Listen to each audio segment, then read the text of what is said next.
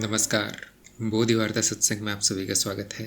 ये सत्संग ज्ञान मार्ग के शिष्यों के लिए विशेष रूप से आयोजित की जाती है और सत्संग में अधिकतर हमारे ज्ञान दीक्षा कार्यक्रम से संबंधित काम होते हैं, जैसे परीक्षा आदि, और बाकी लोगों के लिए भी सत्संग उपयोगी रहेगा। आज भी परीक्षा से शुरू कर रहे हैं, 2 परीक्षाओं से, जो है ज्योति और गया प्रसाद की परीक्षाएं। ये परीक्षाएं होने के बाद यदि समय बचा सत्संग में तो बाकी लोगों के प्रश्न लिए जाएंगे। ध्यान दीजिए कि जब 2 परीक्षाएं होती है, बहुत कम समय रहता है। प्राथमिकता कार्यक्रम करने वालों को दी जाती है। तो शुरू करते हैं ज्योति की परीक्षा से। ये ज्योति के प्रश्न हैं, आराम से उत्तर दीजिए। जी गुरुजी प्रणाम। सभी साधकों को प्रणाम। मेरा पहला प्रश्न है, ज्ञान मार्ग की विभिन्न शाखाएं कौन सी हैं? ज्ञान मार्ग की विभिन्न शाखाएं हैं भौतिक विज्ञान, विज्ञान और ये सब ज्ञान मार्ग की शाखाएं हैं। तंत्र मार्ग और ये सब जो भी और मार्ग है वो सब ज्ञान मार्ग पर ही पहुंचाते हैं। अंत में ज्ञान मार्ग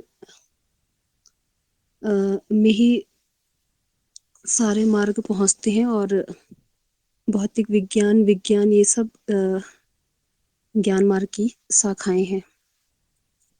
प्रश्न 2 है, तत्व में क्या नहीं होता? तत्व वो है जो कभी बदलता नहीं है, जो अपरिवर्तनशील है, उसको तत्व कहा जाता है। जो सब कुछ हटाकर जो अंत में बचता है वो तत्व है। प्रश्न 3 है, अज्ञेयता की स्थिति में क्या करना चाहिए? अज्ञेयता वो है जहाँ पर कुछ जाना नहीं जा सकता है, जिसको जाना नहीं जा सकता है, और इसकी स्थिति में आने के लिए कुछ करना नहीं पड़ता है।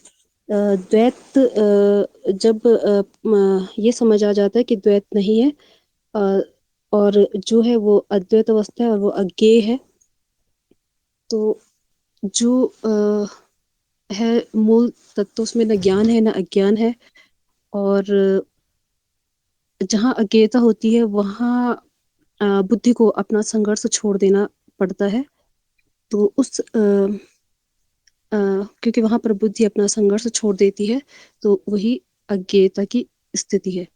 प्रश्न 4 है, अस्तित्व का सृजन किसने किया और कैसे? अस्तित्व स्वयंभू है, उसका उसका न सृजन होता है न उसका अंत होता है।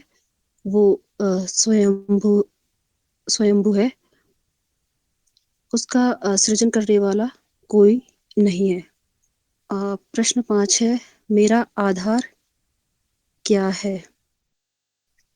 अनुभव करता ही अस्तित्व है, सब कुछ अस्तित्व ही है और मैं अनुभव करता ही हूँ, मैं अस्तित्व ही हूँ। मेरा जो आधार है, क्योंकि अनुभव करता है तो अनुभवकर्ता का कोई आधार नहीं हो सकता है। सब कुछ अनुभव करता ही है, अस्तित्व ही अनुभव करता है, उसका कोई आधार नहीं है। प्रश्न 6 है, व्यक्ति नहीं है तो अनुभवकर्ता को उसके बिना सीधे अनुभव क्यों नहीं हो सकता? व्यक्ति मिथ्या है, अनुभवकर्ता सभी अनुभवों का साक्षी है। व्यक्ति भी अनुभव है और अनुभव मिथ्या है। सारे अनुभवों का साक्षी अनुभवकर्ता ही है।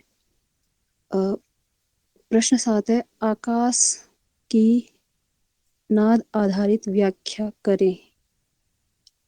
नाद परिकल्पना है, 2 अवस्थाओं का परिवर्तन है और माया को समझने के लिए, माया का अध्ययन करने के लिए नाद की परिकल्पना की जाती है और वो 2 अवस्थाओं का परिवर्तन है। और जो आकाश है वो भी माया ही है और माया की व्याख्या करने के लिए नाद की परिकल्पना की जाती है। प्रश्न 8 है, माया को जानने से माया नष्ट हो जाती है, सही या गलत? माया मिथ्या है और माया को नष्ट तो नहीं होती, माया असत्य है, मिथ्या है। माया को जानने से माया से मुक्ति मिल जाती है, क्योंकि माया है और माया अनुभव है और अनुभव निरंतर है, तो अनुभव को नष्ट नहीं किया जा सकता है। उसको जानने से ही उस माया से मुक्ति मिल जाती है। प्रश्न 9 है, स्मृति में नाद कैसे छपता है? तो नाद से नाद रचनाएं बनती है और उन नाद रचनाओं में एक विशेष नाद रचना पाई जाती है जिसको कि स्मृति कहते हैं। और जब नाद स्थायी हो जाता है, उसमें अनुभव अपने छाप छोड़ देते हैं। इस तरीके से नाद अपनी छाप छोड़ते हैं। नाद अपनी छाप छोड़ता है स्मृति में। प्रश्न 10 है, विकास क्रम का क्या प्रमाण है? विकास क्रम मिथ्या है, उसका कोई प्रमाण नहीं है। जी धन्यवाद गुरुजी, मेरे उत्तर समाप्त हुए। धन्यवाद। आपको मिलते हैं 5.5 अंक 10 में से। तो 5.5 अंक से यही पता चलता है कि थोड़ी और मेहनत करने की आवश्यकता है, थोड़ा और गहराई में जाने की आवश्यकता है और अधिक मनन ज़रूरी है आपके लिए। वैसे आपने जो प्रश्नों के उत्तर दिए हैं, जो कार्यक्रम में बता दिया गया है, वो ज्ञान आपको हो चुका है। सीधा सीधा अगर प्रश्न है तो आपका उत्तर बड़ा सटीक आता है। जटिल कर दिया जाए प्रश्न को तो वहाँ पर गलत उत्तर आए हैं। तो इससे यही पता चलता है कि गहराई में मनन की करना पड़ेगा आपको, थोड़ा और सोचिए उस बारे में जो भी बताया गया है। सतही तौर पर वो जो बताया जाता है कार्यक्रम में, केवल उसको मान लेना या उसको याद कर लेना इतना प्रभावशाली नहीं है जितना कि उसमें डूब जाना, उसमें मनन करना। फिर भी कोई बात नहीं, आप आगे बढ़ सकते हैं और चरण 4 के साथ साथ थोड़ा और मनन कीजिए, थोड़ा और गहराई में जाइए, प्रश्नोत्तर कीजिए, कठिन प्रश्नों के उत्तर ढूंढने का प्रयास कीजिए, लेख लिखिए, उससे आप में गहराई आ जाएगी। जी गुरुजी, बहुत बहुत धन्यवाद। और मैं पूरा प्रयास करूंगी मनन करने का। वो थोड़ा स्वास्थ्य भी ठीक नहीं था, तो इस वजह से थोड़ा सा सही उत्तर नहीं दे पाई। तो मैं आपका बहुत बहुत धन्यवाद करना चाहूँगी। और मैं एक बात कहना चाहती हूँ, 2-3 साल से जो ये तो पता था कि साक्षी है, पर ऐसे लगता था कि साक्षी के दर्शन क्यों नहीं हो रहे हैं। और नीति विधि से सारे अनुभवों को नकार के जो बसता था, तो ऐसे लगता था कि उसके दर्शन क्यों नहीं हो रहे हैं। तो यहाँ पर ये अज्ञान था और ये अज्ञान इस कार्यक्रम से दूर हुआ है। तो मैं इसके लिए मैं आपका बहुत बहुत धन्यवाद करना चाहूँगी। जी गुरुजी धन्यवाद, सभी साधकों का धन्यवाद। हाँ जी, बहुत अच्छी बात है कि मूल ज्ञान सबसे ज़रूरी है। बाकी जो अतिरिक्त है वो आपकी इच्छा है वैसे, लेकिन उसको भी ले लेना अच्छा रहता है। तो अब हम चलते हैं गया प्रसाद की परीक्षा की तरफ। ये है आपके प्रश्न, आराम से उत्तर दीजिए। गुरुक्षेत्र को प्रणाम, गुरु जी को प्रणाम, सभी साधकों को प्रणाम। मेरा पहला प्रश्न है, संतोषी व्यक्ति को ज्ञान नहीं हो सकता, सही या गलत? संतोष एक साधक का गुण है जो ज्ञान होने में सहायक है। ज्ञान ज्ञान मार्ग पर ज्ञान तो होता नहीं, अज्ञान का नाश किया जाता है। अज्ञान का नाश ही ज्ञान है। तो जिस जिस साधक में साधक के गुण हैं, जिज्ञासा, मुमुक्षुत्व, सत्संपत्ति, आदि गुण हैं, संतोष भी एक गुण है, तो उस साधक को ज्ञान हो, उसका ज्ञान दूर हो जाता है, अर्थात ज्ञान हो जाता है।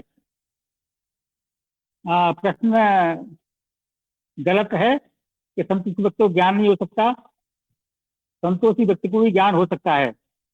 मेरा दूसरा प्रश्न है, गुरु ज्ञान और अज्ञान दोनों का माध्यम है सही या गलत? गुरु ज्ञान और अज्ञान दोनों का माध्यम है सही या गलत? ये भी गलत है। गुरु ज्ञान का ही माध्यम है। जो साधक जिसमें साधक के गुण हैं और गुरु निर्देशों पर चलता है, गुरु के प्रवचनों पर ध्यान देता है, श्रवण मनन निध्यासन करता है, उसको ज्ञान हो जाता है, उसका ज्ञान दूर हो जाता है।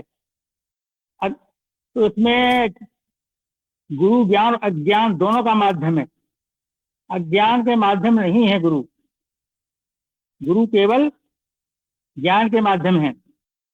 मेरा तीसरा प्रश्न है, असत्य का ज्ञान सत्य के ज्ञान से क्यों महत्वपूर्ण है? असत्य का ज्ञान सत्य के ज्ञान से क्यों महत्वपूर्ण है? ज्ञान असत्य का ही होता है, जो ज्ञान मिथ्या का ही होता है। अज्ञान का भाव ही ज्ञान है। असत्य का ज्ञान इसलिए महत्वपूर्ण है कि ज्ञान मार्ग पर नकारात्मक ज्ञान होता है। नेति विधि के द्वारा सभी अनुभवों को नकारा जाता है। जो तत्व बचता है उसको ज्ञान माना जाता है। तो असत्य का ज्ञान ही, जो बुद्धि से असत्य का ही ज्ञान होता है, सत्य का नहीं। इसीलिए असत्य का ज्ञान सत्य ज्ञान से महत्वपूर्ण है। नंबर 4 प्रश्न है, अस्तित्व पूर्ण या सुंदर है तो उसमें बुराई क्यों है? अस्तित्व संपूर्णता है, सत्य असत्य सभी है। पूर्ण या सुंदर दोनों एक ही है। जो पूर्ण है वही सुंदर है और जो सुंदर है वही पूर्ण है, इसमें कोई बुराई नहीं है। मेरा अगला प्रश्न है, अनुभवकर्ता की विशेषताओं में कौन सी विशेषता नकारात्मक है? सभी विशेषताएं नकारात्मक ही हैं, जैसे अजर, अमर, अखंड, स्वयंभू। ये जो अनुभवकर्ता की व्याख्या की गई है वो नकारात्मक शब्दों से की गई है और नकारात्मक ही ज्ञान होता है। मेरा अगला प्रश्न है, अनुभव द्वैत में है, अद्वैत में क्यों नहीं? अस्तित्व संपूर्णता है। अस्तित्व के दो दृष्टिकोण हैं, एक प्रकट भाग जो अनुभव करता है और एक जो प्रकट भाग है वो अनुभव है और जो अप्रकट भाग है वो अनुभव करता है। तो द्वैत हो गया ये, और द्वैत में ही अनुभव संभव है। सभी अनुभवकर्ता के पृष्ठभूमि में ही प्रकाशित होते हैं। अद्वैत संपूर्णता है, अनुभव और अनुभवकर्ता का विलय अद्वैत है। अद्वैत का अनुभव नहीं होता, अद्वैत को नहीं जाना जा सकता। अद्वैत हुआ जा सकता है, अद्वैत में अनुभव ही नहीं है तो अनुभव नहीं हो सकता। 7वां प्रश्न है, माया में सबसे विचित्र बात क्या है? माया अज्ञेय है। माया प्रतीत होती है, जो है नहीं वो माया है। माया का तत्व भी शून्यता है, माया निरंतर है, अनंत है। माया में सबसे विचित्र बात है कि माया की मिथ्या को जानकर ही, माया में मिथ्या को जानकर ही मिथ्या का ज्ञान होता है। 8वां प्रश्न है, चित्त एक है, इसका प्रमाण क्या है? चित्त पराभौतिक परामानसिक स्मृति है, चित्त एक ही है, चित्त में कोई खंड नहीं है, चित्त में स्मृतियां हैं, सभी स्मृतियां चित्त में ही हैं, और इसको ये चित्त एक ही है, इसका प्रमाण क्या है?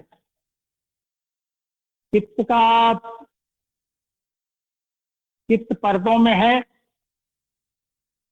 इंद्रियों के द्वारा नाद को ग्रहण किया जाता है, और जो इंद्रियां उसको सीमित करती हैं, उसका प्रारूप बना के जीव स्मृति में भेजा जाता है, और जो स्मृति में छपता है उसकी तन्मात्राओं ज्ञान होता है। प्रमाण जैसे एक उदाहरण से समझा जा सकता है। जैसे यदि किसी कमरे में 2 वीणाएं रखी हैं, और एक वीणा के तार को, यदि एक वीणा बजाया जाता है तो जिस वीणा के तार को छुआ जाता है, दूसरी वीणा का वही तार में कंपन होता है।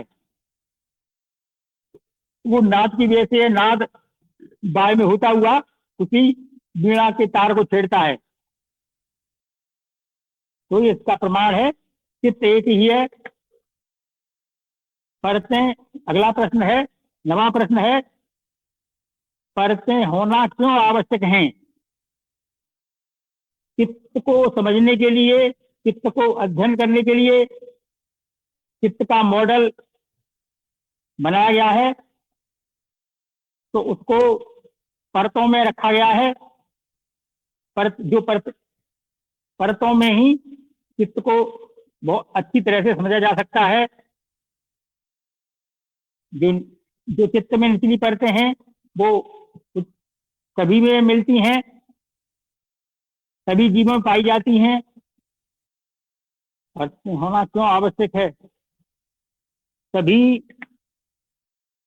सब कुछ परतों में ही है।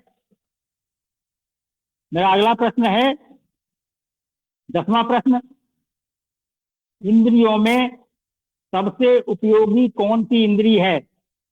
इंद्रियां भी नाद रचनाएं हैं जो परतों में पाई जाती हैं। मानव शरीर भी एक परत है। इंद्रियां में सभी इंद्रियां उपयोगी हैं। बिना इंद्रियों के ज्ञान नहीं होता है। इंद्रियां अनुभवों को सीमित करती हैं, जो उत्तरजीविता के लिए उपयोगी है। यदि इंद्रियां नाद को सीमित न करें तो कोई अनुभव नहीं उसका अर्थ ही समझ नहीं आएगा। तो इंद्रियां सभी उपयोगी हैं, लेकिन जो मानव परत में ये जो मानव शरीर है उसमें केंद्रीय स्नायु तंत्र, जिसको इंद्र कहा गया है, वो सबसे उपयोगी है। प्रणाम गुरुदेव, मेरे प्रश्नोत्तर समाप्त हुए। धन्यवाद। धन्यवाद, बहुत अच्छा प्रयास रहा। आपको मिलते हैं 5 अंक 10 में से 5। तो 5 इतना संतोषजनक नहीं है, लेकिन आपको काफ़ी मूल ज्ञान काफ़ी अच्छा हुआ है, इसलिए आगे बढ़ सकते हैं।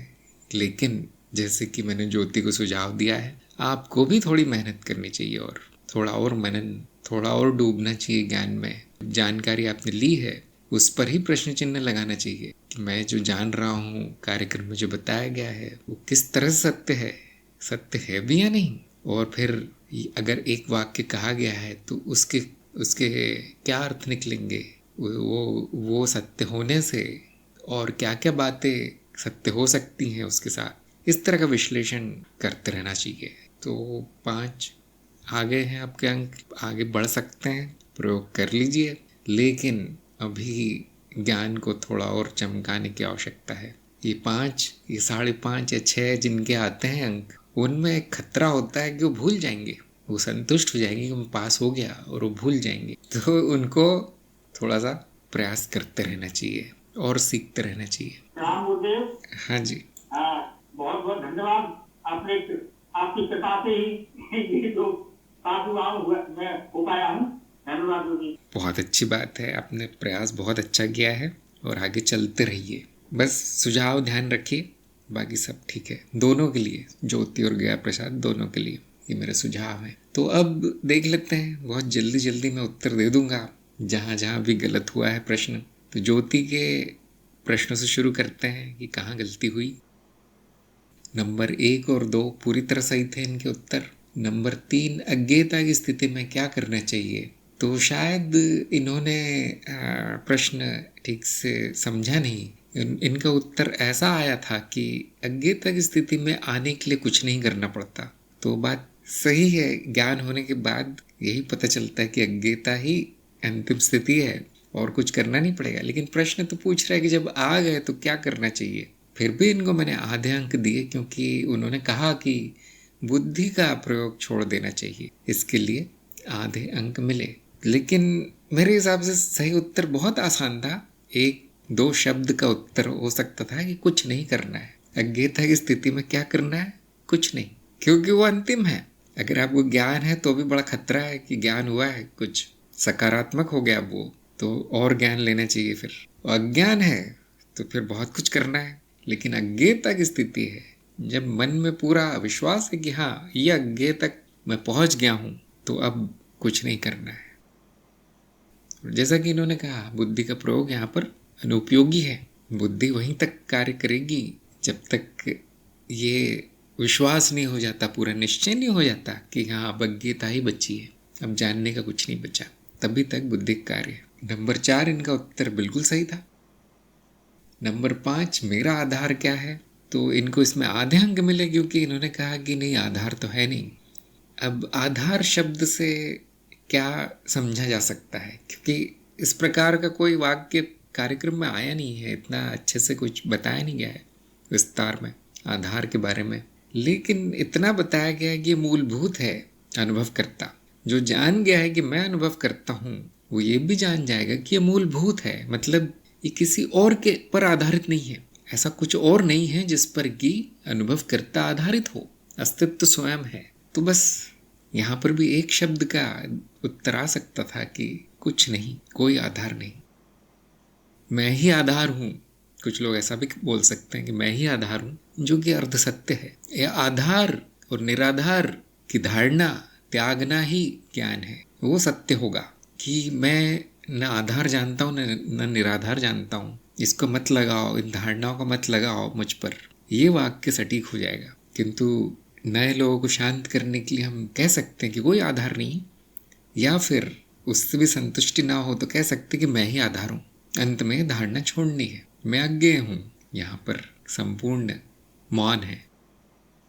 अगला है, व्यक्ति नहीं है तो अनुभवकर्ता को उसके बिना सीधे अनुभव क्यों नहीं हो सकता। ये गलत हो गया इनका, ज्योति का 0 मिला। तो ये बहुत ही रोचक प्रश्न है। बहुत लोग पूछते हैं कि अनुभवकर्ता को अनुभव हो रहे हैं, फिर ये मनुष्य बीच में क्या कर रहा है, ये मनो शरीर के अंतर क्यों आ गया बीच में, इसकी क्या जरूरत पड़ गई जब अनुभवकर्ता को ही अनुभव हो रहे हैं। तो यदि कोई बता पाए 1-2 वाक्य में कि व्यक्ति तो है नहीं, मनो शरीर यंत्र तो अनुभव है, फिर अनुभवकर्ता को सीधे क्यों नहीं हो सकता, जगत का या विश्व का या हर चीज का, भावनाओं का, विचारों का अनुभव सीधा क्यों नहीं हो सकता, ये कठपुतली बीच में क्यों डालनी पड़ती है। यदि कोई बता सके हमारे सत्संग में, पूछना चाहता हूँ कि प्रश्न ही थोड़ा सा भरमाने वाला है, मैं जानता हूँ, कोई भी गलती जवाब दे देगा इसका, खासतौर से नए लोग जवाब नहीं दे पाएंगे इसका। अच्छा, अनीता का उत्तर है कि व्यक्ति नाम रूप है, अनुभव करता तत्व है। फिर वो व्यक्ति की आवश्यकता क्यों पड़ी कोई भी अनुभव करने के लिए? सभी अनुभव लेने के लिए इस विशेष अनुभव की आवश्यकता क्यों पड़ी जिसको हम व्यक्ति कहते हैं, नाम रूप है। हाँ, सुमा ने कहा अनुभव करता अनुभव पर निर्भर नहीं है। नहीं है निर्भर, यही तो प्रश्न कह रहा है। जब निर्भर नहीं है तो फिर इस मनुष्य को हटा दो, सारा अनुभव मैं स्वयं लूंगा, यही तो प्रश्न पूछ रहा है। और प्रश्न बड़ा तार्किक है। देखिए, जया ने कहा है क्योंकि अनुभवकर्ता का सीधा ज्ञान नहीं हो सकता, वह अनुभव की मिथ्या को जानकर निर्गुण को जानता है। तो शायद आप ये कह रहे हैं कि ज्ञान लेने के लिए मनुष्य की जरूरत पड़ी, लेकिन हम यहाँ पे ज्ञान की बात नहीं कर रहे हैं। हम तो कह रहे हैं अनुभव लेने के लिए क्यों मनुष्य की जरूरत है, ज्ञान तो बात की बात है अभी। पुष्पेंद्र ने कहा अनुभव सीमित करने पर ही होते हैं। हाँ, आप 50% पहुंच गए हैं पुष्पेंद्र। सिद्धांत ने कहा मनुष्य शरीर द्वैत निर्माण करते हैं अनुभव के लिए। द्वैत निर्माण करते हैं मनुष्य शरीर, मनुष्य शरीर स्वयं अनुभव है। शायद आप कह रहे हैं कि चित्त की जो विभाजन वृत्ति है वो अद्वैत का द्वैत कर देती है, शायद ऐसा कुछ कह रहे हैं, लेकिन वो सही उत्तर है नहीं। क्योंकि हम ऐसा तो कभी नहीं कहते कि जब तक विभाजन नहीं होगा तब तक अनुभव नहीं होगा। हम तो कहते हैं अनुभवी मैं हूँ।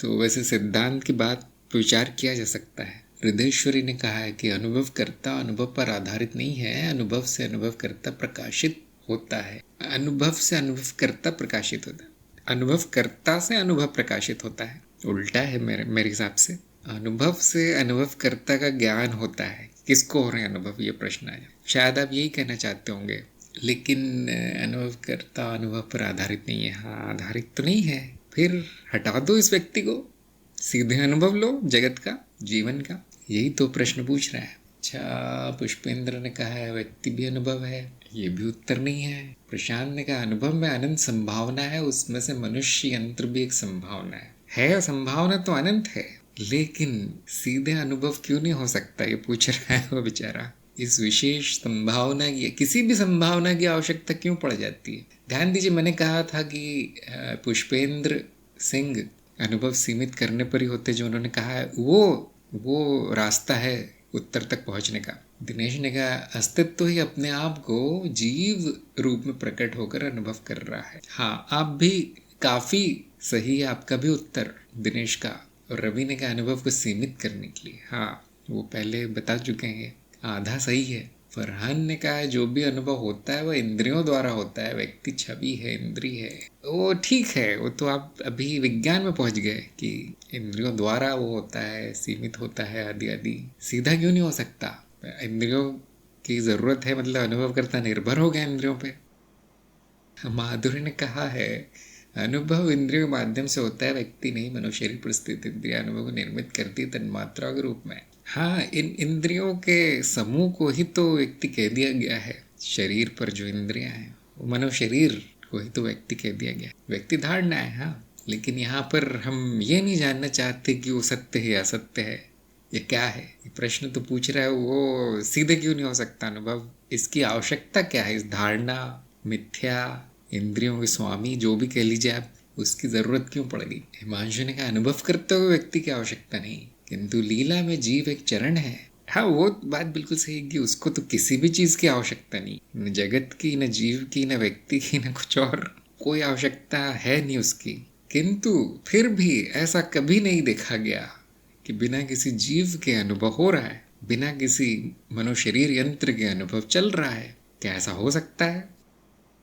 जानकी ने कहा इंद्रियां जो बताती वही अनुभव होता है और इंद्रियां चित्त में परत। हाँ, इंद्रियां जो बताती वही अनुभव होता है। अगर वो ना बताए तो क्या अनुभव करता बिना अनुभव के रहेगा? यही वो प्रश्न पूछ रहा है। माधुरी ने कहा इंद्रियां नाद को सीमित करती अन्यथा अनुभव नहीं निर्मित हों। नहीं, ऐसी बात नहीं है। सुभाष ने भी कहा है अनुभव करता कोई हो रहा है। हाँ, व्यक्ति प्रतीत हो रहा है, ठीक है। वो प्रतीत क्यों, उसकी क्यों आवश्यकता पड़ेगी जो प्रतीत हो रहा है उसकी? नितिन ने कहा अनुभव किस माध्यम से व्यक्त करेगा? अब वो तो अनुभव करता जाने, वो तो उसको तो अनुभव हो रहे हैं, लेकिन वो कुछ करता है नहीं, वो व्यक्त वगैरह कुछ करता है नहीं, केवल अनुभव लेता है। रवि ने कहा शरीर के बिना डिफॉल्ट स्थिति अनुभव करता की होती, इसलिए ज्ञान का कोई सवाल ही नहीं है। ज्ञान की बात ही नहीं हो रही।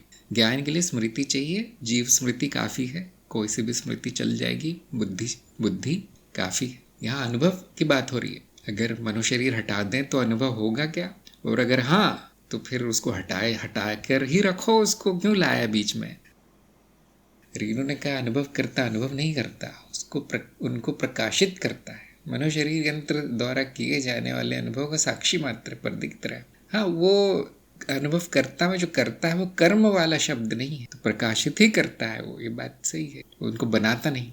रीना ने कहा अनुभव के कारण ही अनुभवकर्ता का ज्ञान होता है।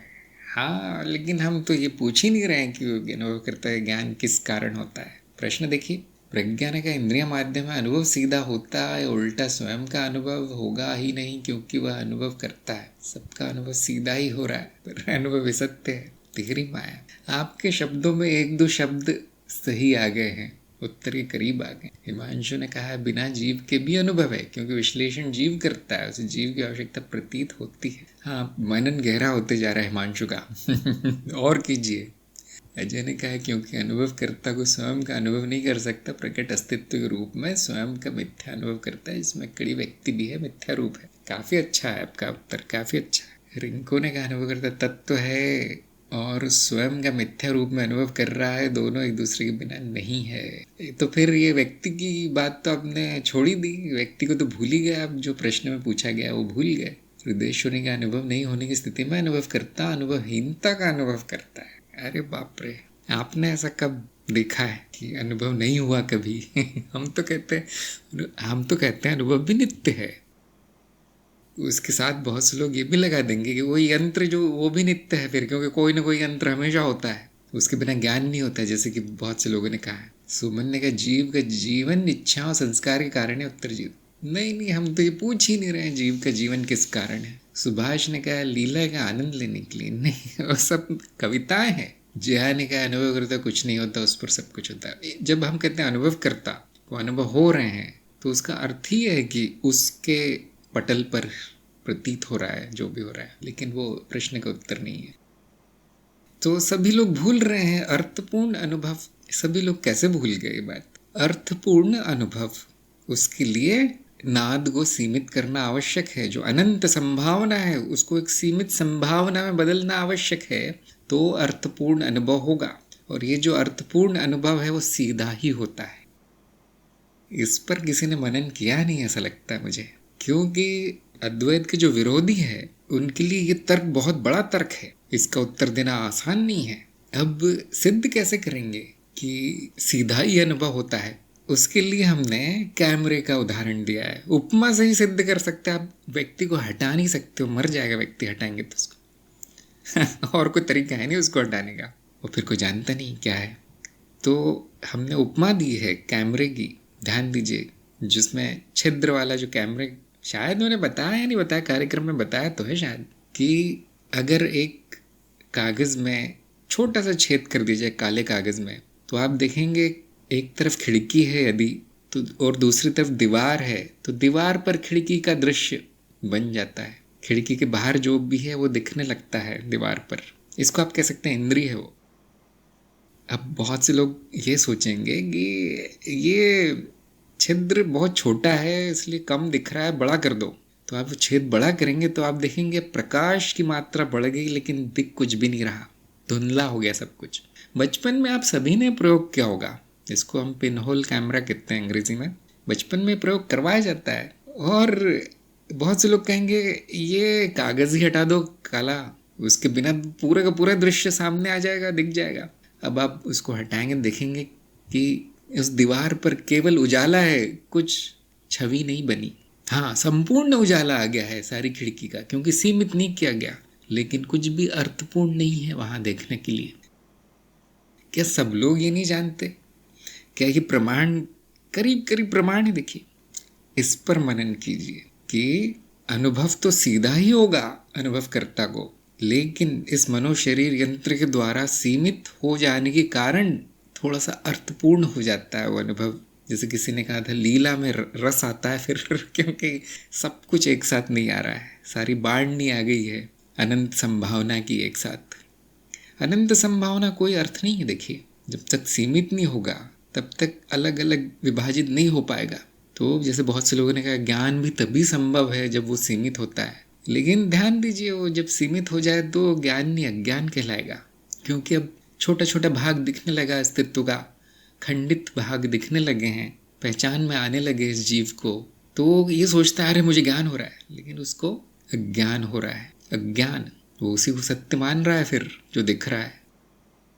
माधुरी ने कहा जैसे रेडियो तरंगे हवा में होती है, अनुभव में नहीं आती, माध्यम जी हाँ, उनको पकड़ के बदल कर सीमित करने वाला एक यंत्र चाहिए। हमने इंद्रियों के कार्य बताए थे, तो क्या बताया था कि प्रारूप भी बदलती हैं इंद्रियां, जीव स्मृति में जाने लायक बनना चाहिए उस नाद को, तब उसका कुछ अर्थ है। और जो भी हो जाए, अनुभव तो सीधा अनुभव करता कोई होगा, सीधा ही होगा, उसके बिना भी सीधा ही होगा। लेकिन क्या होगा, जैसे खिड़की से प्रकाश की बाढ़ आ गई वैसा, और कोई स्मृति नहीं है, वो प्रारूप नहीं बदला गया है, कुछ भी नहीं है, तो न ज्ञान है न अज्ञान है, खेल नहीं है। फिर जो अस्तित्व अपना शुद्ध रूप है उसमें स्थित रहेगा। जैसे किसी ने बताया भी था, लेकिन वो शब्द इतने अच्छे उपयोग नहीं किए। हिमांशु ने अनुभवकर्ता को अर्थपूर्ण अनुभव से क्या लाभ? अर्थपूर्ण तो जीव की आवश्यकता है, अनुभवकर्ता को कोई लाभ या हानि नहीं हो रही है यहाँ पर। ये सीमित करने का कार्य अनुभवकर्ता ने नहीं किया है, वो अनंत संभावना में से एक संभावना है जो प्रकट हो गई है। अगर व्यक्ति को हटा दिया जाए, सीमित ना हो कुछ भी, तो अनुभवकर्ता को कोई फर्क नहीं पड़ने वाला, वो अस्तित्व स्वयं है। लेकिन क्या हो जाएगा, आपने वो संभावना गायब कर दी, तो फिर अब अस्तित्व पूर्ण नहीं कहलाएगा। और अस्तित्व के लिए अपूर्ण होना असंभव है। यह आवश्यक है कि ऐसा होगा, नाद सीमित होगा, रचनाएं बनेंगी जिनको हम इंद्रियां कहेंगे, उसके माध्यम से जो भी अनुभव होगा वो अर्थपूर्ण होगा। ये सब आवश्यक है, अगर ये आवश्यक नहीं होता तो होता भी नहीं कभी। मैं यही कहूँगा सबसे, और मनन कीजिए। अब आप लोगों को, जैसे कुछ लोग ज्ञान दीक्षा में आकर काफ़ी समय हो गया, 1-2 वर्ष से अधिक हो गया है, और वो संतुष्ट हो गए होंगे, मुझे सब मूल ज्ञान हो गया है, आनंद में हूँ मैं। लेकिन जिनकी भी रुचि है वो ऐसे चुनौतीपूर्ण प्रश्न पर विचार कर सकते हैं, जिनका उत्तर न दे पाने की स्थिति में अद्वैत धाराशायी हो जाएगा। जैसे प्राचीन काल में वाद विवाद होते थे, ऐसे राजा या महाराजा मध्यस्थी होते थे, उसमें बड़ी अजीब अजीब शर्तें रखी जाती थी कि जो हारेगा उसको अपनी 4 गाय देनी पड़ेंगी, कभी कभी अपने पुत्र को भी देना पड़ेगा, अपनी बीवी बच्चे भी देने पड़ेंगे। और एक आध बार तो ऐसा भी कहानी आई है कि उसको अपना सिर काट के देना पड़ेगा। उस जमाने में इन चीज़ों का इतना महत्व होता था वाद विवाद का, कि अब हारना महंगा पड़ सकता था। हाँ, जल समाधि, ये देखिए हिमांशु को पता है। तो इसीलिए कोई वाद विवाद ना करे तो तब जब आपको स्वयं पर इतना विश्वास हो जाए कि मैं हर प्रश्न का उत्तर दे पाऊंगा। हाँ, अर्पिता ने कहा अष्टवक्र और जनक की सभा में ऐसा हुआ था। हाँ, एक हमने वीडियो भी यहाँ पर भेजा था, बहुत दिन हो गए उस बात को, और विलक्षण वीडियो है वो, वीडियो यूट्यूब पर है, किसी को पता हो तो अब आप लोग समझ गए होंगे मैं वाद विवाद क्यों नहीं करता। जल समाधि के स्विमिंग पूल में भी नहीं जाता मैं तो ध्यान दीजिए, वाद विवाद छोटी चीज़ नहीं है, संपूर्ण ज्ञान होना चाहिए। फिर संपूर्ण ज्ञान का अर्थ ये नहीं कि हाँ मूल हो गया, हर उसके जो नट बोल्ट है उसके, वो आपको अब उसमें डूब जाना है। हाँ, यश ने भेज दिया, देखिए वीडियो। जो महापंडित है वही प्रयास करे वाद विवाद का, बाकी लोग चर्चा कीजिए, वो बहुत फायदेमंद है। जल समाधि कोई संभावना नहीं है। वेदिका ने कहा है जब मानव इंद्रियों का विकास नहीं हुआ था उस समय भी तो अस्तित्व पूर्ण नहीं था, अभी भी पूर्ण नहीं है। क्या अभी अपूर्ण हो गया इंद्रियों के विकास होने के कारण? सवाल पूर्णता का नहीं है यहाँ पर। जो प्रश्न कर रहा है उसमें एक अज्ञान बचा है थोड़ा सा, क्योंकि उसने ऐसा कोई अनुभव नहीं देखा जो बिना इंद्रियों के होता हो, बिना जीव के, बिना मनुष्य, बिना व्यक्ति के होता हो। यहाँ पर व्यक्ति शब्द से आप भरमाए नहीं, वो क्योंकि पूछने वाला उसकी शब्दावली इतनी अच्छी नहीं होगी इसलिए उसने व्यक्ति लिख दिया।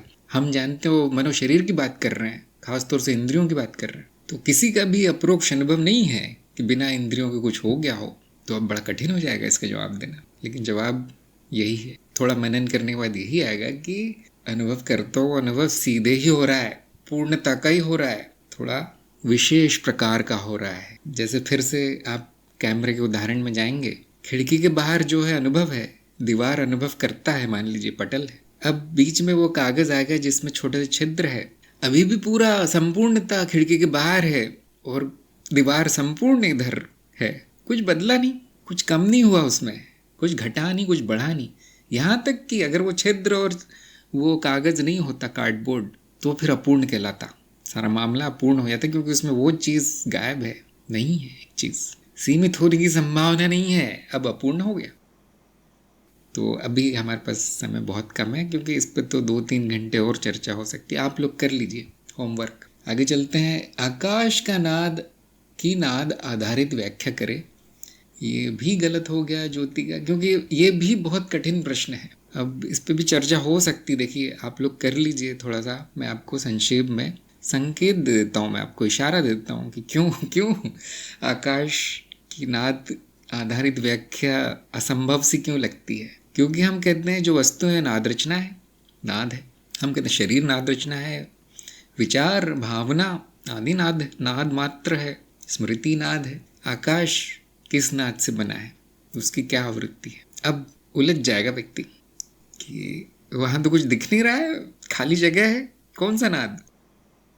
तो कैसे कह दें कि आकाश नाद आधारित है। हाँ, वस्तुएं नाद आधारित है, सब कुछ नाद आधारित है, लेकिन ये आकाश का अनुभव कौन से नाद पर आधारित है। हिमांशु का मनगढ़ंत है। हाँ जी, हिमांशु का जवाब बिल्कुल सही है। अब एक नए व्यक्ति को, जैसे ज्योति है या गया प्रसाद है, केवल मनगढ़ंत है बोल देने से शायद उनकी संतुष्टि नहीं होगी, सो नहीं पाएंगे रात भर कि ये आकाश ही तो है जिसमें हर चीज स्थित है। वही मनगढ़ंत है तो फिर तो कोई वो चीजें कहाँ स्थित है। अगर मेरे घर में रिक्त स्थान नहीं तो मैं कहाँ रहता हूँ, बड़ा प्रश्न आ जाएगा। अरुण ने भी कहा आकाश मान्यता मात्र है। हाँ जी, आपका भी उत्तर 100% सही है। अब इसकी व्याख्या करना कठिन काम है ना, तो मैं आपको संकेत देता हूँ कि जैसे मैं बोल रहा हूँ, मेरे 2 शब्दों के बीच में रिक्त स्थान है, आकाश है एक तरह का। कौन सा? ध्वनि का आकाश। ऐसे ही आंखों से जो वस्तुएं दिखती हैं, उन 2 वस्तुओं के बीच में रिक्त स्थान है। कौन सा आकाश, कौन सा रिक्त स्थान, कौन सा आकाश? दृश्य आकाश। शायद इतने से उत्तर आ जाएगा सबका।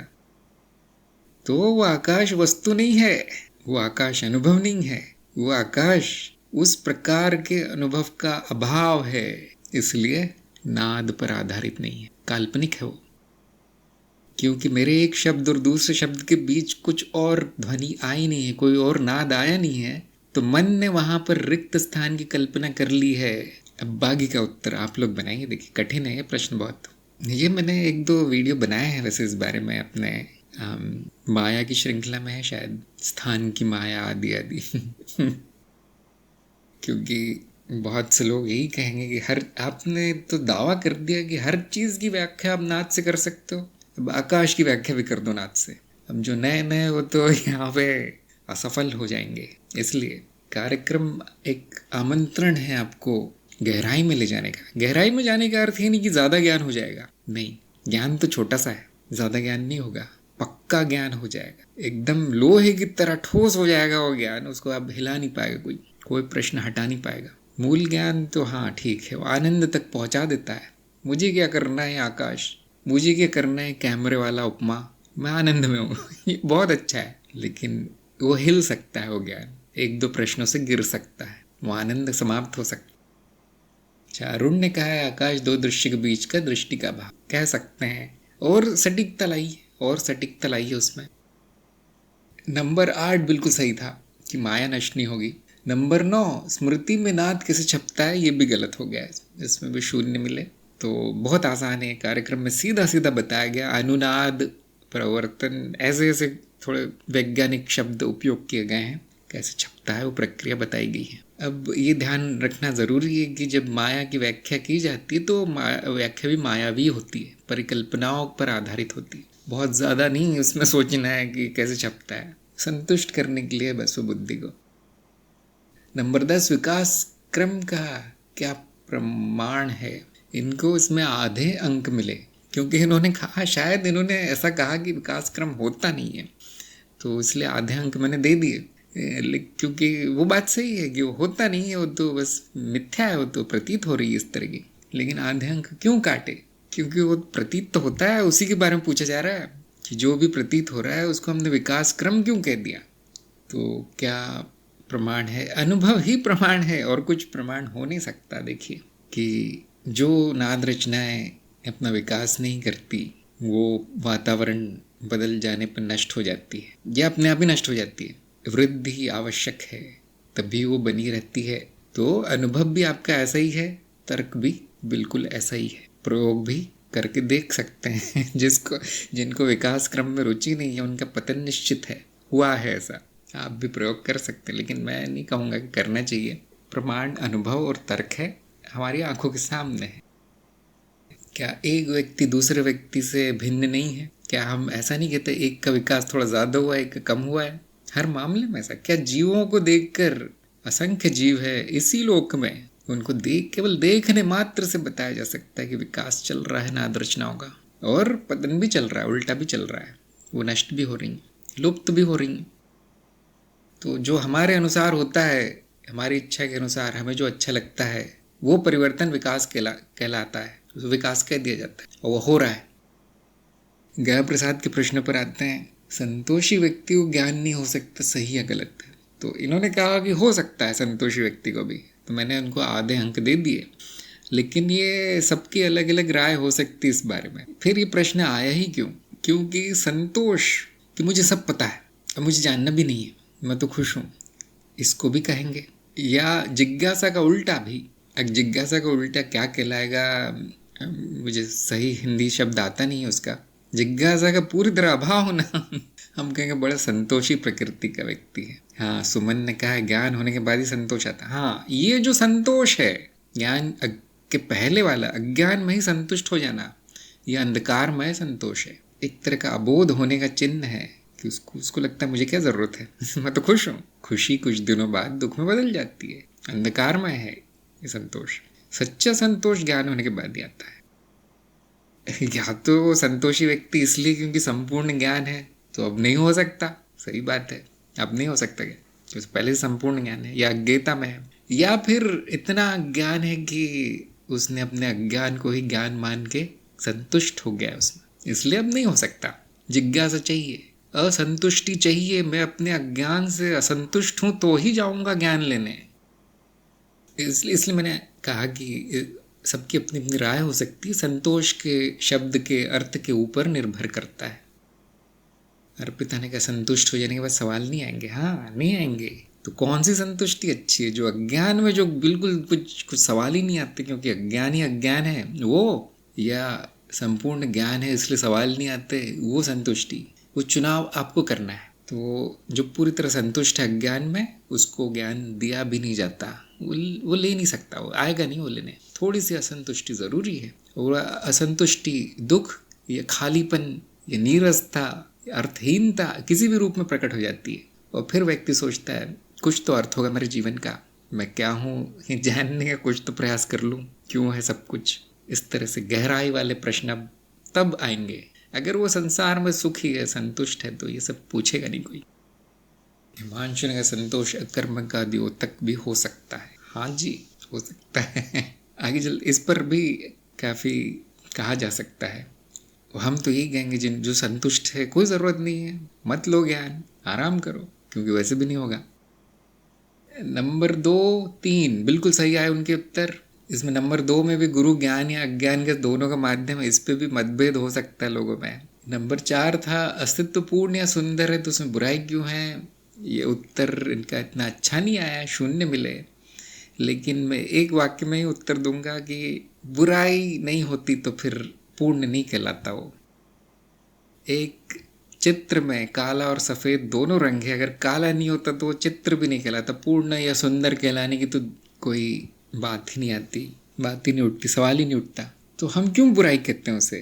क्योंकि वो चित्त निर्मित है। वो बुराई जो चित्त को मंजूर नहीं है, जो उसको नुकसान करता है, जो उत्तरजीविता के लिए हानिकारक है, उस पर बुराई का ठप्पा लग गया है नहीं कुछ बुरा है नहीं, या हम कहते हैं कि व्यवहारिकता में अच्छाई बुराई है, अंत में कुछ अच्छा नहीं कुछ बुरा भी नहीं। तो इसका प्रमाण आप अपने जीवन में ले सकते हैं रोज के इसमें, कि मान लीजिए आपने कोई शेयर खरीदा है, जो लोग शेयर वेयर खरीदते हैं वो जानेंगे तो आपने बेच दिया उसको, उसके बाद उसकी कीमत गिर गई, तो आपके लिए तो बहुत अच्छा हुआ। मान लीजिए किसी ने कीमत गिरने से ठीक पहले खरीद लिया है, उसके लिए तो बहुत बुरा हुआ, उसका तो नुकसान हुआ है। एक ही घटना हुई है, लेकिन एक के लिए वो अच्छी है, एक के लिए बुरी है। और आप देखेंगे ये द्वैत हर जगह है, ऐसा हर घटना में द्वैत है। ध्यान से देखो, आपको लगता है मेरी शादी हो गई, बहुत अच्छी बात है, जिससे हुई है उसके लिए तो उसको तो भुगतना पड़ेगा। हर घटना में द्वैत है, नहीं तो वो होता ही नहीं। हाँ, बुराई भी चित्त निर्मित है, हिमांशु ने कहा है। आप सोचते होंगे मेरे जीवन में कुछ अच्छा हो गया, चलो अंत में सब अच्छा हो गया। अभी तो शुरुआत है, अभी तो बुरा भाग आना है, और ये ना अच्छा है ना बुरा है, ये अच्छी खबर है, नहीं तो आप तो जी नहीं पाते। फिर स्वीकार कर लेना है कि ऐसा ही है, यही पूर्णता है। तो हाँ, ज्ञा प्रसाद को इस पर मनन करना चाहिए। ऐसा क्यों? नंबर 5 उत्तर बिल्कुल सही था, और मुझे उम्मीद नहीं थी कि उत्तर देंगे। उन्होंने कहा कि सभी तो नकारात्मक ही है विशेषताएं। हाँ, सभी नकारात्मक ही है। जो सकारात्मक शब्द लगते हैं उनका अर्थ नकारात्मक है। जैसे आनंद, ऐसा लगता है कितना अच्छा शब्द है, मेरी विशेषता है आनंद, लेकिन आनंद अभाव है, सुख और दुख, नकारात्मक है। क्यों है नकारात्मक सभी जान सकते हैं, क्योंकि अनुभव का उल्टा है अनुभव करता। तो हर जो अनुभव में नहीं मिलेगा वो अनुभव करता में मिलेगा, इसलिए नकारात्मक है। हमारा सारा ज्ञान अनुभव आधारित है, इसलिए वो सकारात्मक है। लेकिन वही ज्ञान अनुभव कर्ता पर लगाने जाए, वही धारणाएं, वही 7 प्रश्न, सब नकारात्मक। अब ये पहेली सुलझ गई। अनुभव द्वैत में है, द्वैत में क्यों नहीं, इसके आधे अंक मिले। तो मैं इतना ही कहना चाहूँगा कि अद्वैत में भी अनुभव है, लेकिन वो अनुभव कर्ता से मिल गया है। इस बारे में हमारी बहुत चर्चा हो चुकी है, अब उसको अलग नहीं देखा जाएगा, नाम बदल गया उसका। अच्छा, नंबर 7, माया में सबसे विचित्र बात क्या है? इन्होंने बताया तो इन्हें प्रयास बहुत अच्छा किया, लेकिन शून्य मिले, क्योंकि मैं कुछ और सुनना चाहता था। अब अगर मैं सत्संग में पूछूं तो बहुत तरह के प्रश्न आ जाएंगे, बहुत तरह के उत्तर आ जाएंगे, सबका अलग अलग इसमें होगा। ये मैं जानता हूँ 100% है ये, कि सभी लोग अपनी अपनी विचित्रता बताएंगे कि ये विचित्र है माया में, वो विचित्र है। कुछ लोग कहेंगे गुरु सबसे विचित्र है कभी समझ में नहीं आता वो क्या कहते हैं। लेकिन जो मैं अपना बता देता हूँ अब, क्योंकि बाकी अपना अपना आप जान लीजिए। सब इसमें कोई बहुत अच्छा उत्तर या बहुत बुरा उत्तर ऐसा नहीं आएगा, सबका अपना अपना आएगा। लेकिन सबसे संतोषजनक और सबसे विचित्र बात माया में ये है कि माया ही सत्य तक पहुंचने का रास्ता है। इससे विचित्र क्या होगा, इससे बड़ा विरोधाभास क्या होगा? इस पर सब लोग सोचिए, क्या इससे विचित्र कुछ हो सकता है? आगे चलते हैं। चित्त एक है, इसका प्रमाण क्या है? ये भी गलत हो गया इनका, ज्ञा प्रसाद का। तो बहुत आसान है इसका, कि आप 2 चित्त ला कर दिखाइए। प्रमाण होता है अनुभव, है ना, अनुभव आधारित होना चाहिए प्रमाण। क्या 2 चित्त का अनुभव हुआ है किसी को, और वो दूसरा चित्त दूसरा होगा, कैसे भेद कैसे करेंगे, सीमा रेखा कहाँ खींचेंगे? ठीक वही तर्क उपयोग कर सकते हैं जो हम अनुभव कर्ता की एकता को दिखाने के लिए करते हैं। कि और दूसरी एक और दूसरा तरीका हो सकता है ये जानने का कि एक ही कैसे है चित्त। स्मृति मात्र है, और स्मृति में कोई खंड नहीं है, भेद नहीं है। सभी अनुभव स्मृति के अनुभव हैं, और किसी और प्रकार का अनुभव नहीं देखा जाता। तो जो शब्द मैं सुन रहा हूँ वही शब्द आप भी सुन रहे हैं, और यदि वो शब्द स्मृति मात्र हैं, नाद मात्र है, तो सीमा रेखा कहाँ खींचेंगे? और यही चित्त की परिभाषा है कि जो भी अनुभव हो रहा है वो चित्त का ही अनुभव है, स्मृति का ही अनुभव है। तो मैंने बड़े संक्षेप में बताया, और बहुत से लोग समझ नहीं पाएंगे, मैं जानता हूँ। थोड़ा सा उसको और व्याख्या करनी चाहिए अच्छी, किसी दिन कर देंगे, लेकिन शायद कार्यक्रम में भी दिया गया है, थोड़ा बहुत बताया गया है। एक ही चित्त है। परते होना क्यों आवश्यक है? ये भी गलत हो गया इनका उत्तर। वैसे आवश्यक नहीं है, बिना परतों की भी रचनाएं पाई जाती हैं, लेकिन परतें हमने मनगढ़ंत बनाई हैं। और वो इसलिए आवश्यक है क्योंकि जब जटिलता एक सीमा से ऊपर बढ़ जाती है तो वो अस्त व्यस्त हो जाती है रचना। अब वो परतों में संगठित होने लगती है। जो ना हो परतों में संगठित, उसका विकास नहीं होगा। ये बात कार्यक्रम में साफ बताई गई, शायद किसी को याद नहीं होगा अब परतों के बारे में जब चर्चा की गई तो ये बताया गया था कि ऐसा ही होगा, यही आवश्यक है। इसलिए कोई आश्चर्य नहीं है कि हमें चित्त की रचना परतों में रची हुई मिलती है। जो बहुत ही सरल तरीके जीव होंगे, सरल नाद रचनाएं होंगी, उनमें 1 या 2 ही परत होगी, ज़्यादा नहीं होगा। जितना जटिल होता जाएगा परतों की मात्रा बढ़ती जाएगी। इससे आप निष्कर्ष निकाल सकते हैं, तार्किक निष्कर्ष, कि जितनी जटिलता है उतनी परतों में रचना होने की आवश्यकता है, नहीं तो अस्त व्यस्त रहेगा, अनियमित सा रहेगा। उसको विकसित रचना कहना ठीक नहीं होगा। फिर इंद्रियों में सबसे उपयोगी इंद्रिय कौन सी है? इनका उत्तर बिल्कुल सही आया कि सभी उपयोगी। और ये भी बताया गया कार्यक्रम में कि जीव के लिए जो उपयोगी है वो इंद्रिय बन जाती है। असंख्य इंद्रियां हैं, असीमित इंद्रियां हैं, 5 नहीं है, अनंत है। ये बताया गया कार्यक्रम में। ये देखिए कितनी विचित्र बात है। तो कौन सी उपयोगी है फिर उनमें से? जो जीव के लिए जो उत्तरजीविता में सहायक हो। तो हर इंद्रिय उत्तरजीविता में सहायक है, इसलिए उपयोगी है। जो इतनी सहायक नहीं होती, जैसे जागृत अवस्था में जो सहायक नहीं है, वो उसे ज्ञान भी नहीं होता कि वो है भी या नहीं। इसलिए आम जनता को 5 ही इंद्रियां पता है क्योंकि उनका संपूर्ण जीवन उत्तरजीविता मात्र है, जीवित रहने में बीत गया। ये हो गए प्रश्नोत्तर। और ये प्रश्नोत्तर बहुत मज़ा आया मुझे आज के प्रश्न देखकर। बहुत मनोरंजक प्रश्नोत्तर थे आज के। तो मुझे उम्मीद है आप सभी लोगों को भी आनंद मिला होगा इसका। एक चुनौती भी मिली होगी कि मुझे भी और जानना है, आगे बढ़ना है थोड़ा सा और मार्ग पर, खासतौर से नए लोगों को।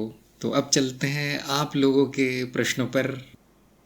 यश ने प्रश्न किया था कि मैं हूँ, ये मेरा अप्रोक्ष अनुभव, मैं अभी हूँ और यह भी मैं बुद्धि द्वारा जानता हूँ। क्या इसका ही क्या कहा है आपने? दर्शन होना, ज्ञान होना, ब्रह्म हो जाना है। क्या इसकी कोई विशेष अनुभूति है? जो कुछ गुरुजन किसी अनुभूति की बात करते हैं, कुछ विशेष होता है, कोई झटका लगता है साधक को।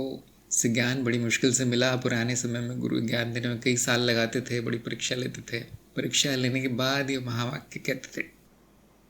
तो सबसे पहली बात कि आपका अनुभव होगा नहीं, आप अनुभव करता है। मैं अनुभव नहीं हूँ, समाप्त। बुद्धि द्वारा नहीं जाना जाता, मैं बुद्धि द्वारा नहीं जाना जाता। बुद्धि द्वारा मेरे बारे में जो धारणा है वो नष्ट की जाती है।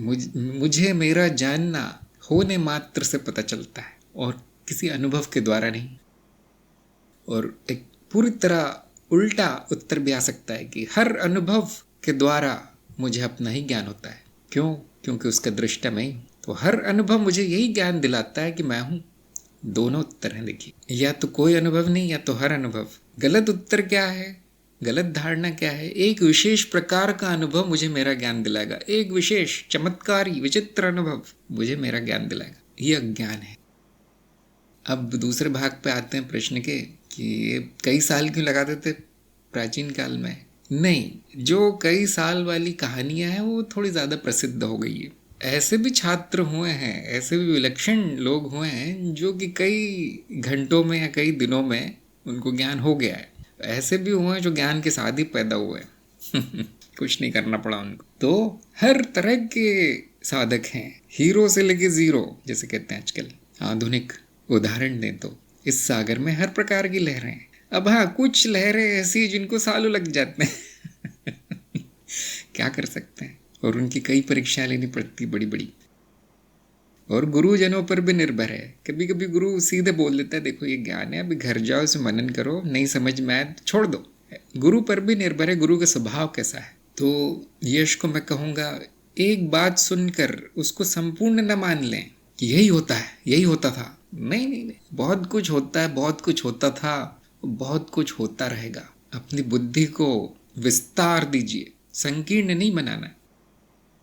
ये मान्यता तोड़ने के लिए कि सालों सालों लगते हैं ज्ञान होने में, केवल एक उदाहरण काफ़ी है कि देखो ये व्यक्ति है, उसको साल नहीं लगा, 1 महीना लगा और वो धारणा समाप्त हो गई, वो अज्ञान नष्ट हो गया। एक उदाहरण काफ़ी। और बोधि वार्ता में ऐसे असंख्य उदाहरण हैं लेकिन क्या उनकी परीक्षा नहीं हुई? क्या उनको तैयारी नहीं की गई? हाँ, उनकी तैयारी उनका जीवन है। कई जन्मों की तैयारी बहुत से लोगों की है, कई जन्म तैयारी में ही बीते हैं लोगों के।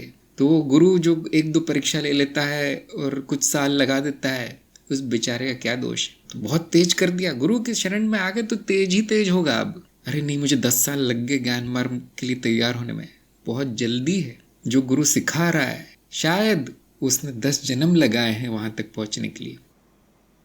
हर दृष्टिकोण से सोचिए, हर दृष्टिकोण से देखिए। माधुर्य ने पूछा है, चित्तकाश से क्या तात्पर्य है? क्या इसका भी प्रयोग दूरी अथवा अभाव के लिए किया गया है? नहीं जी, ऐसा कुछ नहीं है। किसी और दर्शन में ये शब्द आ गया है, हमने इसको प्रयोग नहीं किया इस शब्द को। तो जहां आपने ये शब्द सुना है उसी से पूछ लेना अच्छा है। अगर मैंने वो शब्द उपयोग नहीं किया या निकाल दिया है या उस पर ज्यादा ध्यान नहीं दिया है, तो उसका एक ही कारण है कि वो उलझन पैदा करते हैं शब्द। क्योंकि हाँ, किसी गुरु ने किसी दर्शन में कहीं किसी शास्त्र में लिख दिया होगा अपने समझ के अनुसार, या शायद दूसरों को समझ में आ जाए वो शब्द लिख दिया होगा, वही बता सकता है। अब मैं अब बताऊंगा तो कुछ गलत हो जाएगा। मैं अपनी कल्पना से अपनी समझ से बता दूंगा तो कि चित्त के अंदर रिक्त स्थान को आकाश चित्ताकाश, नहीं, ऐसा नहीं है। ये चित्त के पर्दे को, चेतना के पर्दे को चित्ताकाश कहेंगे। हाँ, हो सकता है वो उस अर्थ के करीब पहुंच जाऊं मैं, लेकिन वो 100% सच नहीं होगा, वो खरा सोना नहीं होगा, मिलावटी होगा, उसमें मिलावट हो गई है। तो जो गुरु जो शब्द उपयोग करता है उसी से पूछना चाहिए। मैं जो उपयोग करता हूँ मैं 100% सही बता दूंगा, अनुभव के द्वारा बता दिया जाएगा कि देखो ये होता है। और अगर मैंने नहीं बताया है तो मुझसे पूछना थोड़ा अर्थहीन है, मनोरंजन मात्र है फिर। अगला प्रश्न है ऋतु का, क्या समर्पण और खाली हो जाना दोनों एक ही बात है? जब हम कहते खाली हो जाना तो हम अज्ञान से खाली हो जाना ये तात्पर्य है। मान्यताओं से, अंधविश्वासों से, धारणाओं से खाली हो जाना, बुद्धि शुद्ध हो जाना। अब जैसा है वैसा देख लेना, जो जैसा है वैसा दिख पड़ना, सत्य दिख पड़ना। ये मैं आम भाषा का प्रयोग कर रहा हूँ, उसी को हम कहते हैं खाली हो जाना। और अगर आप कार्यक्रम की भाषा प्रयोग करें तो अज्ञेयता में पहुंच जाना। अज्ञेयता खालीपन मात्र है, न मुझे अज्ञान है अज्ञेयता में, न ज्ञान है, क्या बचा? खाली।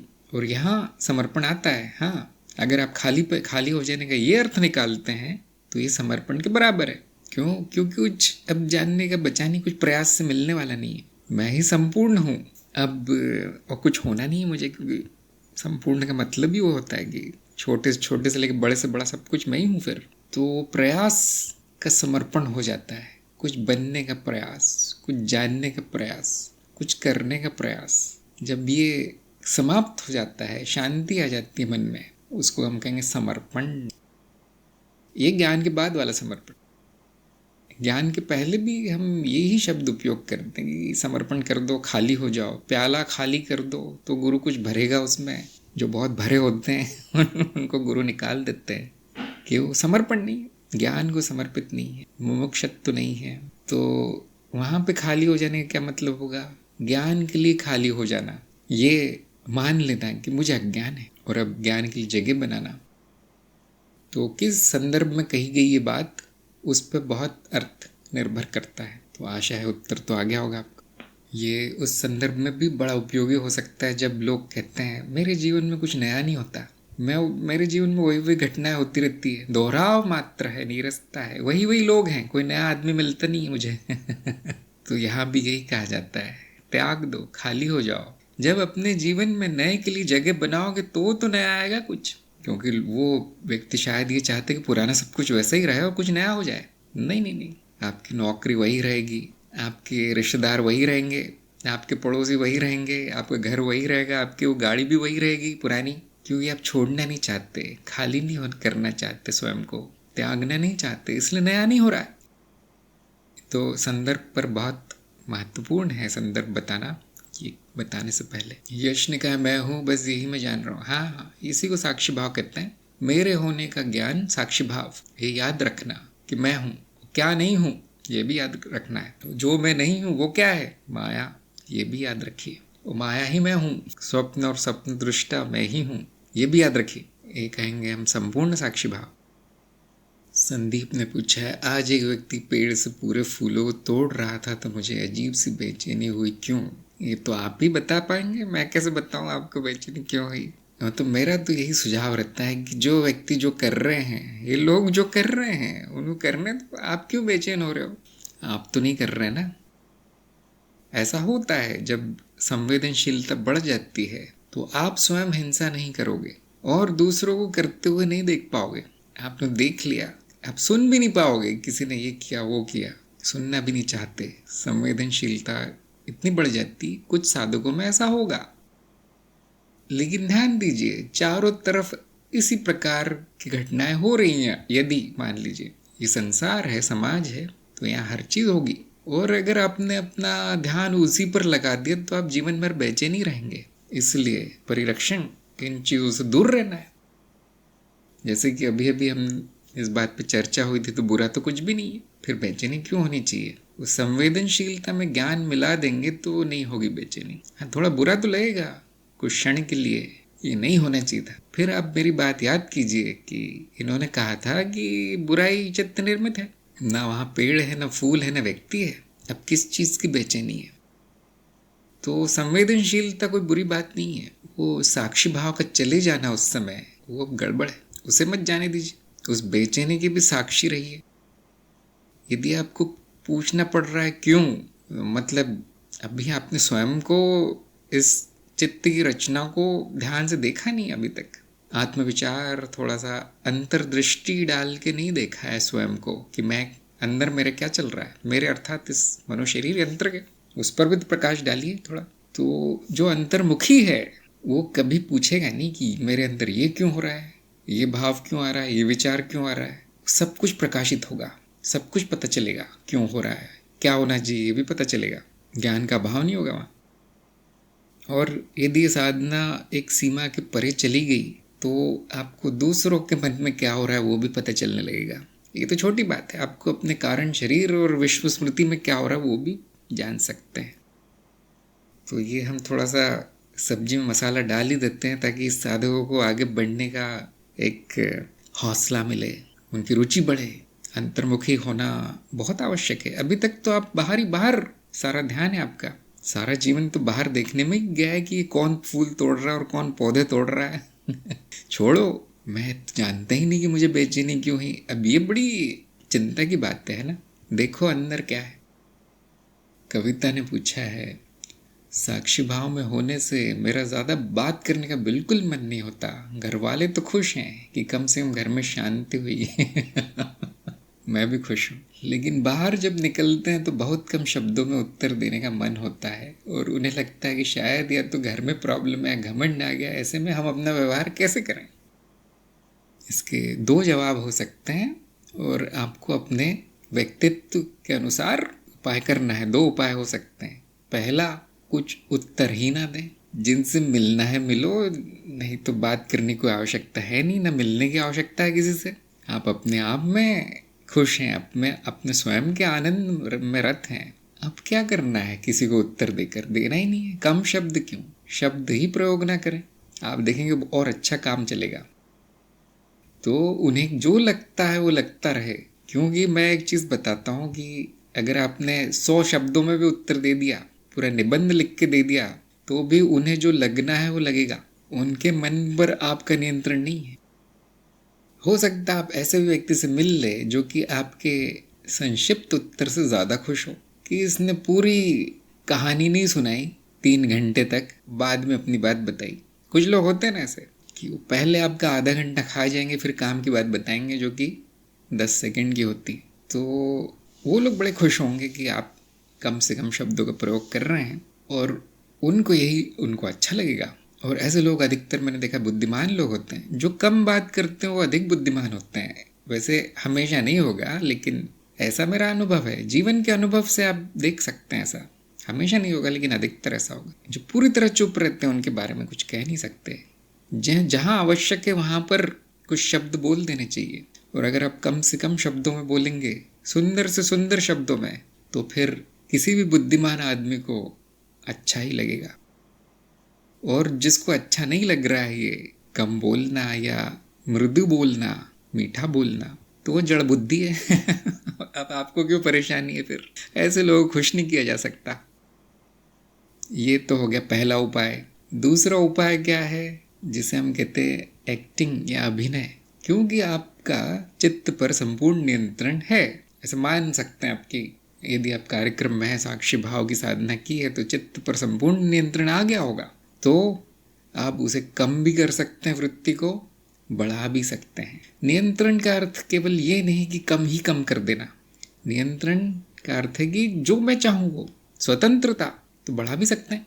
तो आप अगर ऐसा मान लें, कल्पना कर लें कि मैं केवल अभिनय कर रही हूँ, मैं किसी फिल्म में काम कर रही हूँ जहाँ मेरा रोल है ज़्यादा बात करने का। अब वो आपको दे दिया गया है वाक्य, 20-25 वाक्य आपको बोलने हैं बिना रुके, और आपको वो रोल निभा देना है। सब झूठ है ये, वैसे भी झूठी है, वैसे भी तो माया की है बात। अब किसी बुरी स्थिति से आप बच सकते हैं ज़्यादा बोल के, तो अभिनय कर देना है, नाटक कर देना है। क्यों? आपका नियंत्रण है। मैं जब चाहूँ कम बोलूँ, जब चाहूँ ज़्यादा बोलूँ। अनियंत्रित कौन है? जो कि एक बार शुरू होता है तो उसकी गाड़ी रुकती नहीं है 2-3 घंटे, उसका कोई नियंत्रण नहीं है चित्त पे, जीभ पर नियंत्रण नहीं, किसी के भी सामने कुछ भी बोल देता है, उसके पेट में एक भी बात पचती नहीं है। ये अनियंत्रित चल रहा है। नियंत्रित क्या है? जहाँ पर जो आवश्यक है करना वो कर दिया जाए। तो यदि कोई व्यक्ति आपके 2-4 शब्द बोलने से प्रसन्न चित्त होता है, खुश हो जाता है बेचारा, तो वहाँ वो कर देना है। वो नाटक रहेगा, कोई बात नहीं, लेकिन थोड़े से परिणाम आएंगे, क्योंकि फिर वो रोज मिलेगा आपको कि वहाँ बहुत अच्छा टाइम पास होता है। रोज फोन करेगा, तो उसे परिणाम आएंगे। फल तो आते हैं हर कर्म के। कम बोलेंगे तो भी फल आएंगे, ज़्यादा बोलेंगे तो भी फल आएंगे। तो जहाँ जितना ज़रूरी है बोल देना है। 2 उपाय मैंने बता दिए, मैं दोनों प्रयोग करता हूँ। माधुरी ने कहा, जब मैं कोई संकल्प लेती हूँ उसे कार्य रूप देने में शरीर साथ न दे, निद्रा में चला जाता हो, तो प्रश्न कहाँ उठाना चाहिए? जिस मन ने संकल्प लिया और जो मन उस पर कार्य करते समय सो जाता है, दोनों भिन्न तो नहीं, फिर द्वंद्व की स्थिति क्यों बन जाती? तो इसका एक ही कारण हो सकता है कि सच में कोई रुचि है नहीं, बस ले लिया गया वो संकल्प। नींद ही आ जाती है जो संकल्प लेकर, उसमें रुचि कहाँ होगी? तो एक उत्तर में जा रहा है, एक दक्षिण में जा रहा है, इसलिए गाड़ी वहीं खड़ी है। प्रकाश ने पूछा है, बिना ध्यान के साक्षी भाव और ध्यान के साथ साक्षी भाव में क्या फर्क है? ध्यान सीढ़ी है साक्षी भाव तक पहुंचने की। यदि आपका प्राकृतिक तरीके से साक्षी भाव नहीं बन रहा है, तो हम अनुशासित तरीके से भी जाते हैं। एक हमने दे रखा है वहाँ चरण 4 में कि यदि किसी को परेशानी हो रही है सीधे साक्षी भाव में आने की, तो उनको एक विधि दे रखी है कि ध्यान के द्वारा आ जाइए। ध्यान एक जगह रखिए, वस्तु पे, या बहुत सी वस्तुएं बताई गई ध्यान की वस्तुएं, और फिर प्रयास कीजिए कि मैं इस वस्तु का साक्षी हूँ। ये धारणा बना के रखिए, अटल रहिए उस पर कम से कम 5-10 मिनट, है ना। हमने क्या कहा है? 5-10 मिनट से ज़्यादा करना नहीं है ध्यान। दिन भर नहीं बैठे रहना है कि मैं वो वस्तु नहीं हूँ, मतलब बहुत बड़ी गड़बड़ है फिर तो। आदमी को अगर दिन भर ध्यान करना पड़ रहा है जानने के लिए कि मैं वस्तु नहीं हूँ, तो बड़ी समस्या है। फिर साक्षी भाव तो छोटी समस्या हो गई। तो ध्यान के साथ साक्षी भाव उनको बताया जाता है जिनका मन इतना चंचल है, इतना विचलित है, इतना अशुद्ध है कि उसको एक पल भी याद नहीं रहता कि मैं कौन हूँ। ऋतु ने कहा है, ज्ञान बेचने की चीज़ नहीं, फिर भी कुछ ज्ञानी जनों ने व्यवसाय बना रखा है, तो क्या उन्हें ज्ञानी कहेंगे? ये सही। देखिए, ज्ञानी कोई नहीं होता। ज्ञान किसी को होता नहीं है, केवल शब्द है ज्ञानी। आप कह लीजिए, आप नहीं कहने तो मत कीजिए। और पैसे लेना, पैसे न लेना, ये मानदंड नहीं है ज्ञानी होने का। जैसे कि मैं कह रहा था अभी यश को कि विचारों को संकीर्ण मत बनाइए, अनुभव देखिए। पैसे लेने के बाद भी वो हो सकता है बहुत बड़ा ज्ञानी हो सकता है। और ये भी हो सकता है कि वो पैसे न लेता हो लेकिन पूरी तरह ज्ञानी हो, संभावना तो है। तो ये मानदंड नहीं बनाना चाहिए इस तरह के। अनुभव देखिए आप। ज्ञानी किसको कहेंगे? जिसमें ज्ञानी के गुण है। पैसे वाली बात से निर्णय नहीं लेना है। ज्ञानी जिन्होंने व्यवसाय बना रखा है, उनकी अपनी इच्छा है। हम अपनी मान्यता किसी पर थोप नहीं सकते। अगर आप उनसे पूछने जाएंगे तो कई तर्क दे देंगे, अपना औचित्य बता देंगे, क्यों उचित है पैसे लेना बता देंगे। जैसे मैं 80 साल का बूढ़ा हूँ, मेरे बीवी बच्चे सब छोड़ गए हैं क्योंकि मैं ज्ञानी हूँ। देखिए, ज्ञान की कीमत यही होती है, सब छोड़ देते हैं आपको। अब मैं कमाऊंगा कैसे, खाऊंगा क्या, और नहीं खाऊंगा तो ज्ञान किसको दूंगा, पढ़ाऊंगा क्या मैं? तो उनकी मजबूरी है कि वो पैसे लेते हैं, किसी और के पास जाएंगे कि मैंने तो आश्रम खोल दिया था, लेकिन हर एरा गिरा चला आ रहा था जिसको ज्ञान से मतलब नहीं है, जिनका मार्ग ही नहीं है, लक्ष्य ही नहीं है, वो चले आ रहे मेरे पास। तो मैंने छलनी लगाने के लिए कुछ पैसे रख दिए, फीस रख दी। अब वही आता है जो कि उतनी कुर्बानी दे सकता है 2000 रुपए की ज्ञान के लिए, आत्मज्ञान के लिए, ब्रह्म बनने के लिए। तो मेरा जीवन अच्छा चल रहा है, वो व्यक्ति ऐसा कहेगा। और भी बहुत से औचित्य बता सकते हैं और कारण बता सकते हैं कि मैंने 5 स्टार आश्रम खोला है क्योंकि 5 स्टार में ही आना पसंद करते हैं लोग। ज्ञान और कहाँ लेंगे? पेड़ के नीचे बैठ के, बरगद के, वो तो फैशन नहीं है। 5 स्टार आश्रम खोल रहा है तो मैं अपनी जेब से तो नहीं चला सकता हूँ, मेरी जेब में तो फूटी कौड़ी भी नहीं रहती। अब पैसे लिए जा रहे हैं। बाहर से देखेंगे तो व्यवसाय है, उस गुरु की दृष्टि से देखेंगे तो लीला है। इसलिए मैं हमेशा कहता हूं कि ऐसे बाहर से तीर तुक्का न लगाएं।